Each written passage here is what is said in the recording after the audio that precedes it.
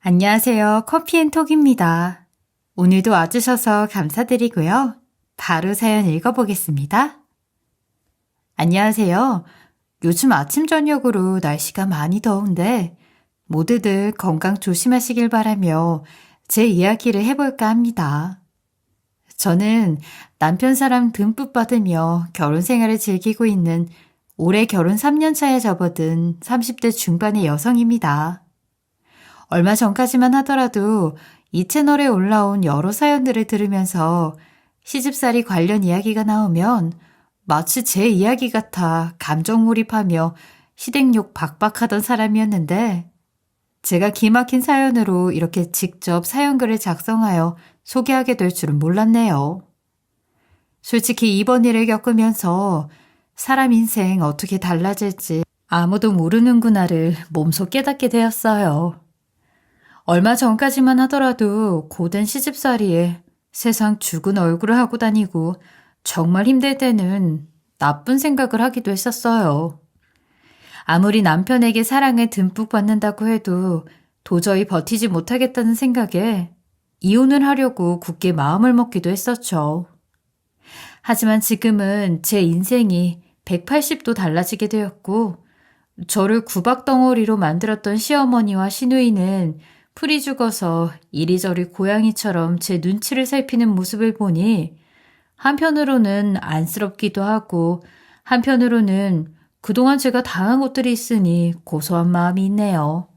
사연글은 익명으로 남길 수 있게 되어 있다고 하니 고민 끝에 저도 꽃이 핀 저의 행복한 사연을 소개해 보려고 합니다. 우선 저는 3살 이후부터 기억이 전혀 없어요. 사실 저는 성인이 될 때까지 저를 보호해줄 부모가 없었고 학창시절까지 고아원에서 자라왔어요. 그리고 잃어버린 기억에 대해서는 고아원 선생님께서 어렸을 적부터 교통사고로 인한 증상이라고 이야기를 해주셔서 그렇게 알고 살았고요.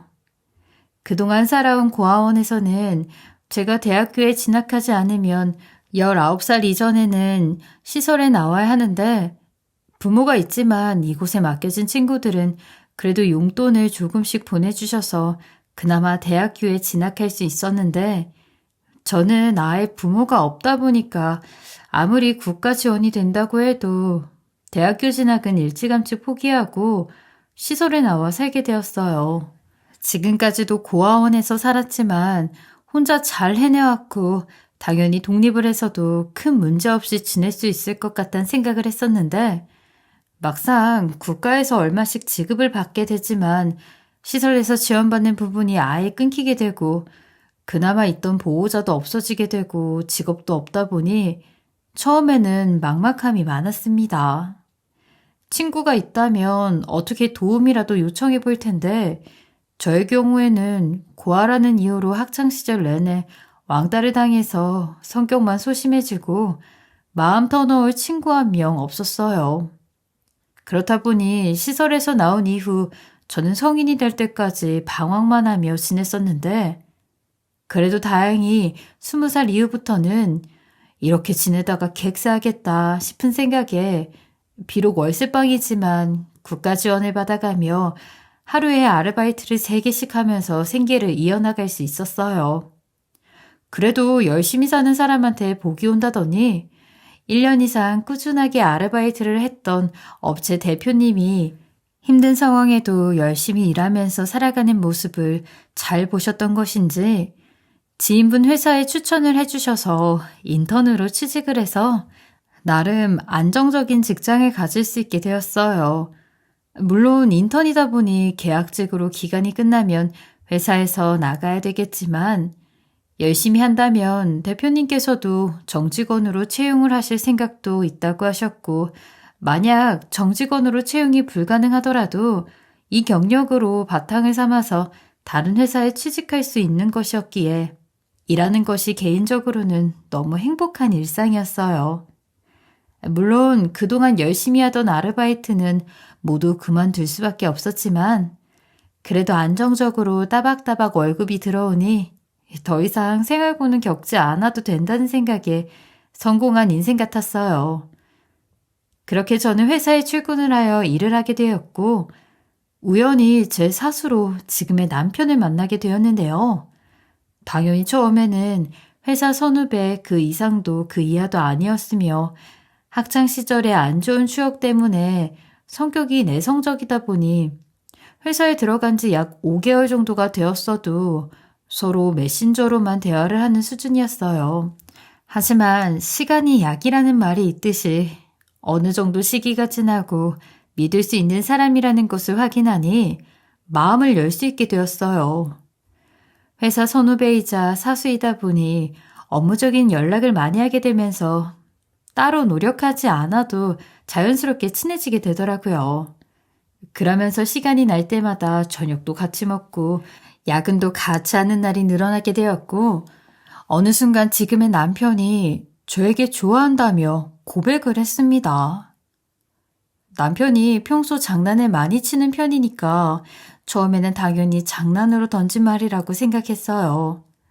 하지만 제가 자신이 원하는 대답을 할 때까지 고백은 계속되었고, 이 남자 진심이라는 생각이 들었어요. 사실 저도 지금의 남편을 마음에 두고 있었지만 긍정적인 대답을 듣기 원하는 남편의 모습을 보면서 막상 나도 좋아한다는 이야기를 하려니 제가 고아라는 사실이 자꾸만 마음에 걸렸습니다.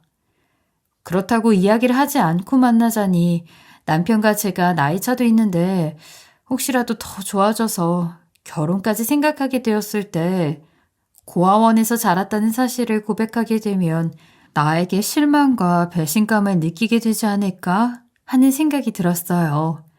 그래서 고민 끝에 연인으로 만나더라도 남편에게 나의 상황을 정확하게 이야기하고 그래도 괜찮다고 하면 만나볼 생각으로 고아원에서 자랐다는 사실부터 어릴 적 교통사고 뺑소니로 기억이 전혀 없다는 이야기까지 모두 다 고백했어요. 남편도 이 이야기를 듣고서 당연히 다른 사람들처럼 저를 저주받은 아이로 생각하여 기피하거나 싫어할 것이라는 생각 때문에 모든 것을 다 털어놓고 기죽어 있으니 남편은 아무렇지 않게 저를 안아주면서 딱 한마디 하더군요. 에이구, 그것 때문에 좋아한다는 말도 못하고 대답도 피한 거야?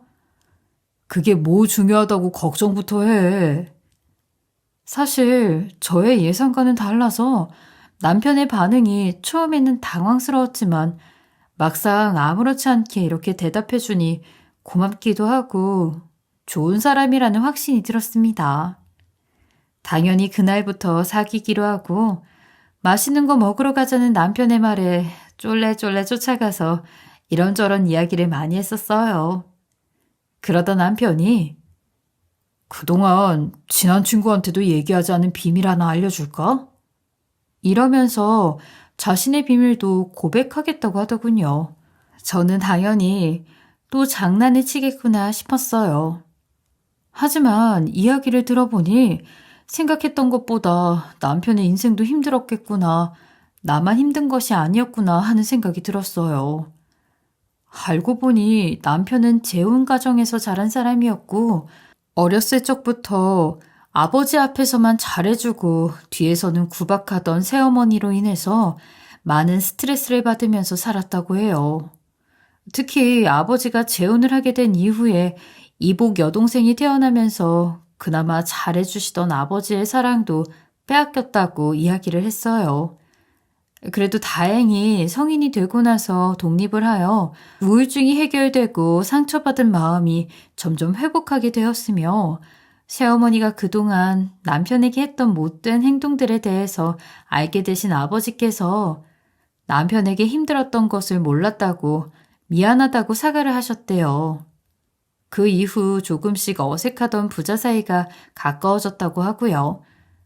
이러한 이야기를 들으니 나보다 상황이 낫다 싶으면서도 괜히 안쓰럽기도 하고 여러 감정이 교차됐죠.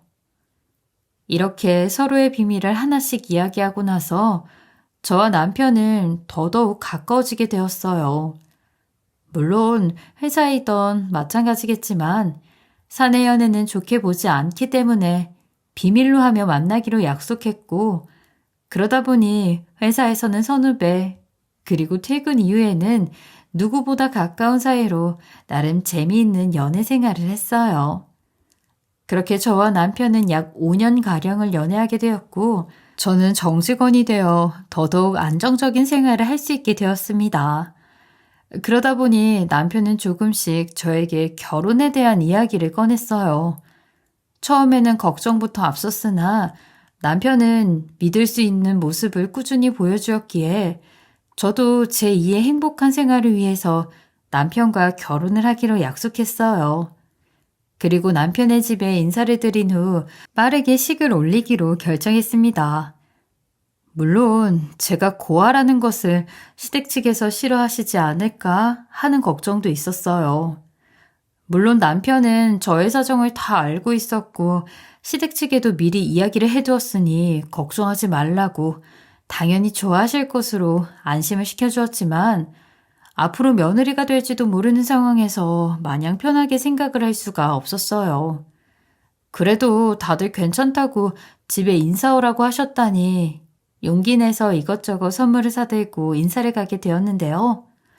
걱정하지 말라는 남편의 이야기와는 다르게 시어머니께서는 동안이가 좋다고 하는 사람이니까 얼굴이나 보자고 불렀다. 라고 하시면서 저를 며느리로 드리는 것을 탐탁지 않아 하셨습니다. 이날 처음 만났던 남편의 이복동생 신우이도 제가 고아라는 것을 알고 은근히 네가 싫어를 돌려서 이야기를 했어요. 예를 들면 언니, 우리 오빠랑 결혼하면 혼수 뭐 해올 거예요? 요즘은 1억 넘게 해오는 게 예인 거 알죠? 아, 언니는 도와줄 부모님이 없어서 안 되려나? 라는 말을 하면서 은근히 아랫사람을 대하듯이 하는 모습이 보였어요. 정말 내 동생이었다면 한 대 쥐어받고 싶을 정도로 너무 얄밉더군요. 물론 남편과 시아버지께서 시어머니와 시누이에게 중간중간 적당히 하라고 눈치를 주셨지만 이에 굴하지 않고 두 사람이 계속 행동을 하시는 게 앞으로 결혼 생활 힘들 수도 있겠다는 생각이 들었어요. 그래도 시아버지께서 옆에서 잘 중재해 주셔서 무사히 결혼 허락을 받고 본격적으로 결혼 준비를 하기로 했어요. 하지만 인사를 드리고 온 다음 날 시어머니께서 갑자기 회사 앞으로 찾아오시더니 저에게 혼수 목록을 작성해서 주시더라고요. 제가 부모님이 따로 없으니 직접 목록을 준비한다고 하시면서요. 그런데 언뜻 보아도 최소 5, 6천만 원은 있어야 모두 준비가 가능할 정도로 그동안 소문으로 듣기만 했던 명품백 이름들이 눈에 엄청 들어왔어요. 그렇지만 저는 당시에 그만한 여윳돈도 없었고 남편과 이미 혼수며 예단 없이 시작을 하기로 했던 상황이라 너무 당황스러웠어요.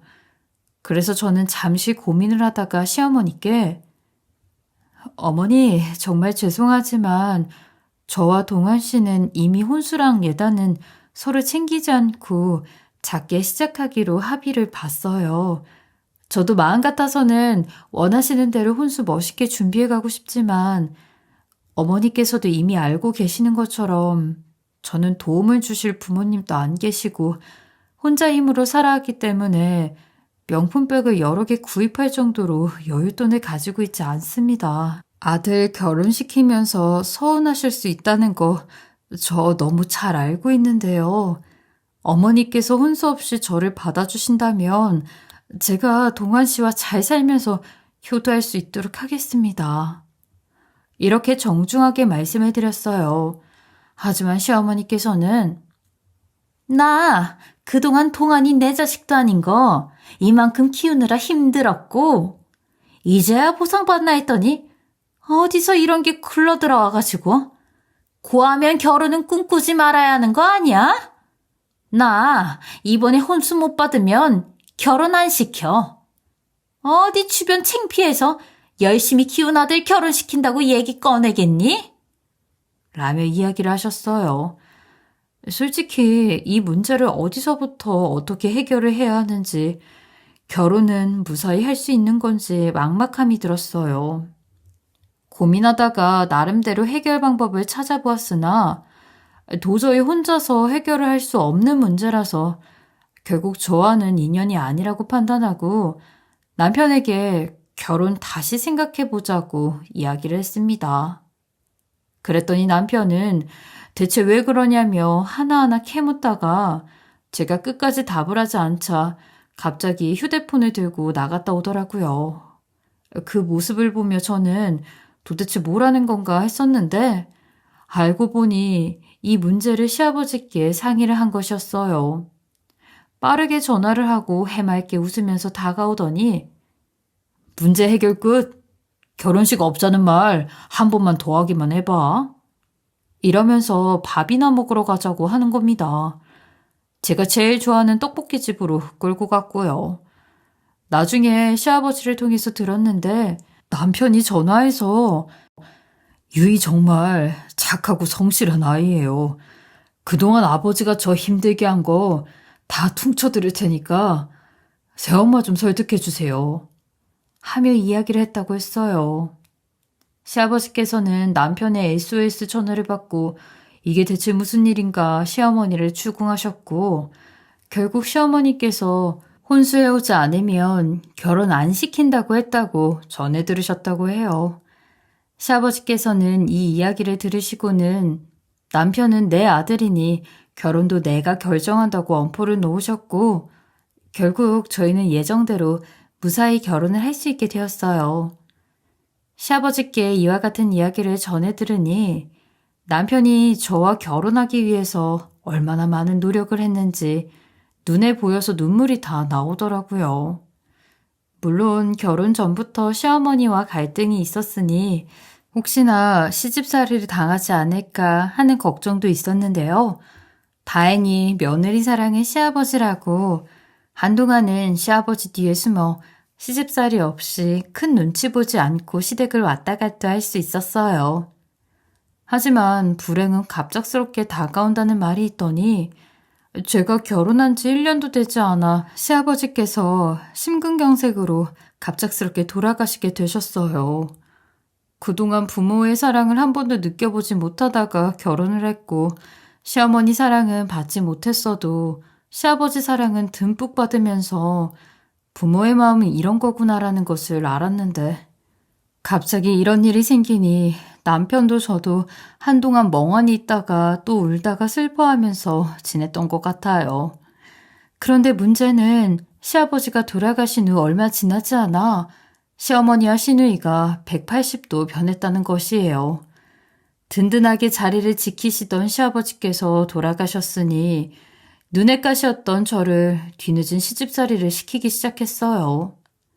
저와 남편은 분가해서 따로 살았기 때문에 명절이나 제사가 아니라면 시댁에 가지를 않았으나 시아버지가 돌아가셔서 심적으로 힘들다고 하시면서 시댁에 매일같이 들러 식사를 차리게 한다든지 제사나 명절 때마다 먼 친척들까지 모두 집에 불러놓고 시어머니와 시누이는 손 놓고 있는데 제가 혼자 제사 음식부터 술상까지 차리게 만든다든지 여기서 더 나아가 매일같이 신우며 시어머니가 뱉는 욕설들을 견뎌야 했어요.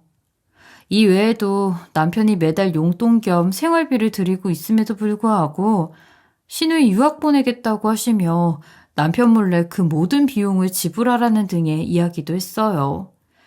당시 시누이의 나이는 29살, 자신의 인생을 책임지기에 전혀 어린 나이도 아니었는데 말이죠. 그런데 더 힘들었던 것은 남편과 시댁에 함께 방문하게 되면 누구보다 천사 같은 시어머니 시누이로 돌아간다는 것이었어요.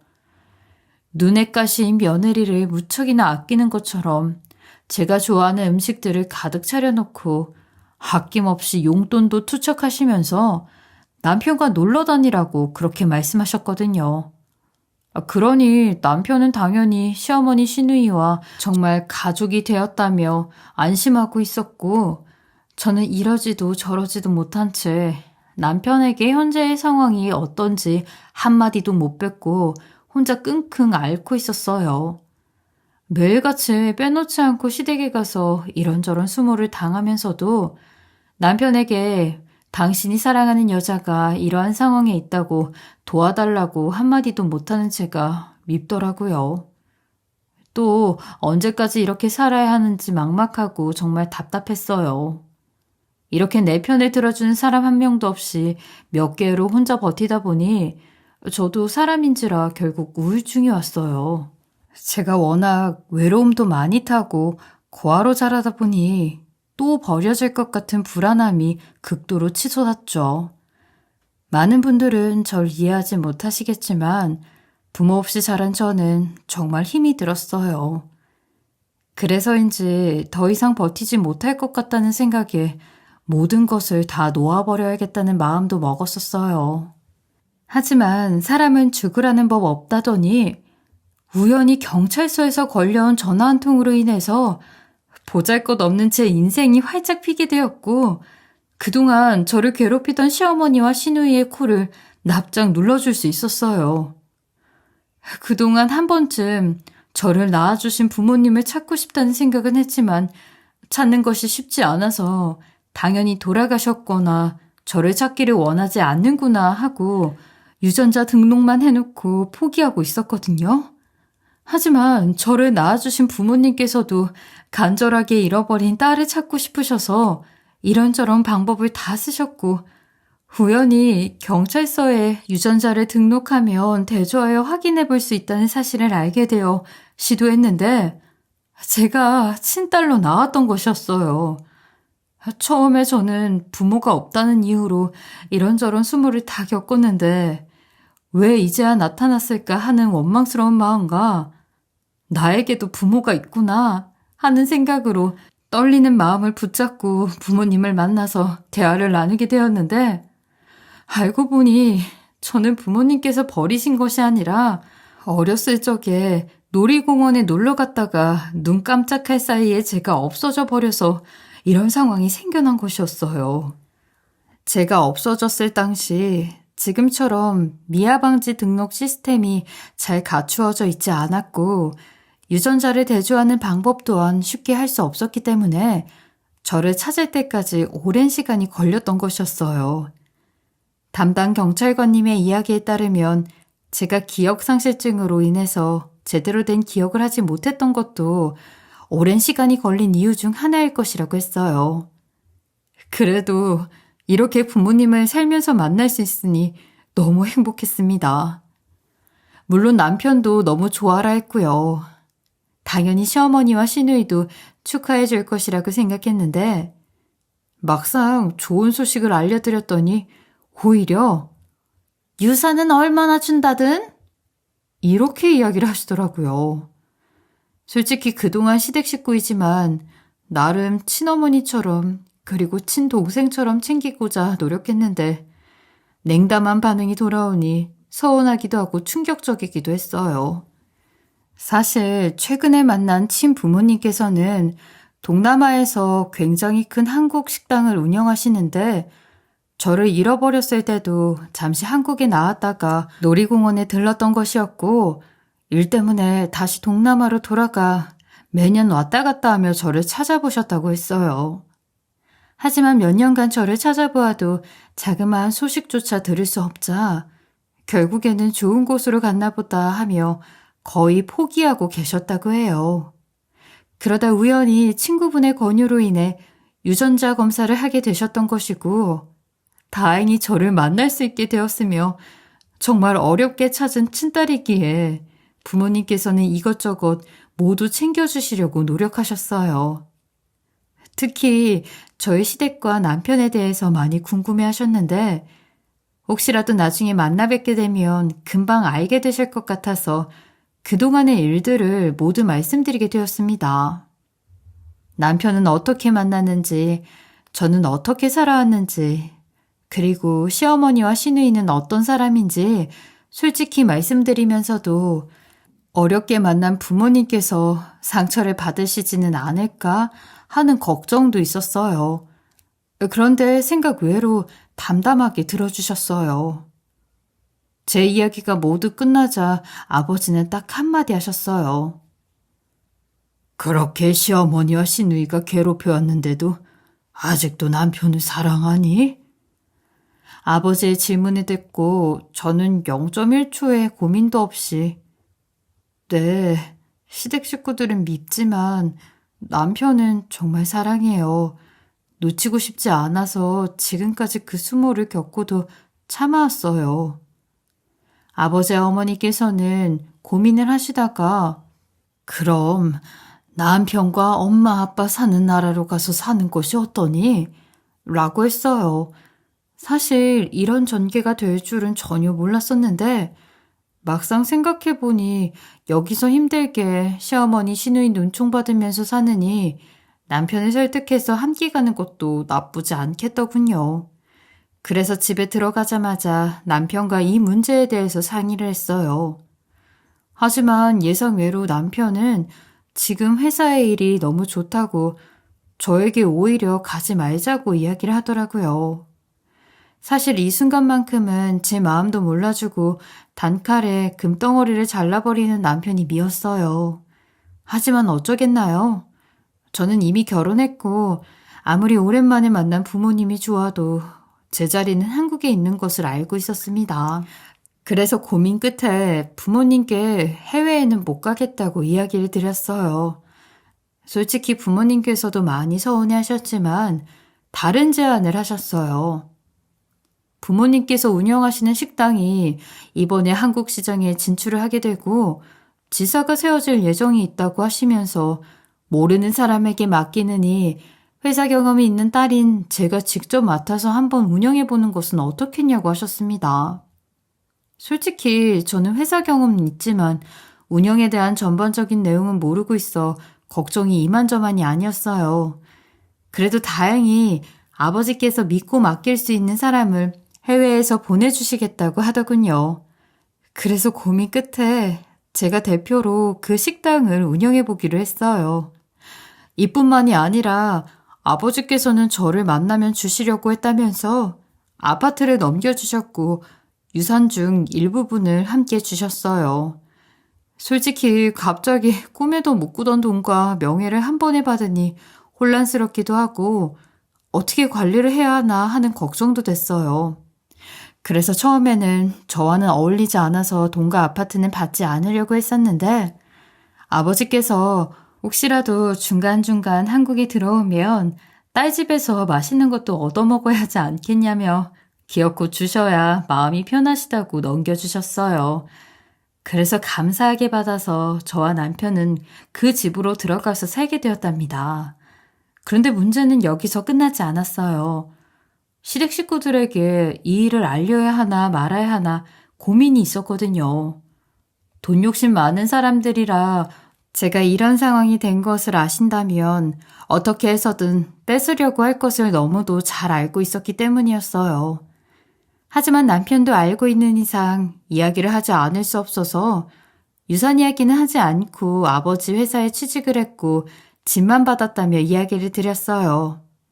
그랬더니 예상했던 것처럼 저와 남편의 집으로 밀고 들어오려고 하시더군요. 그러니 남편이 왜 이러시냐며 이러지 말라고 했어요. 그랬더니 시어머니가 화가 나셨는지 내가 너희한테 어떻게 했는데 이런 대우를 하냐?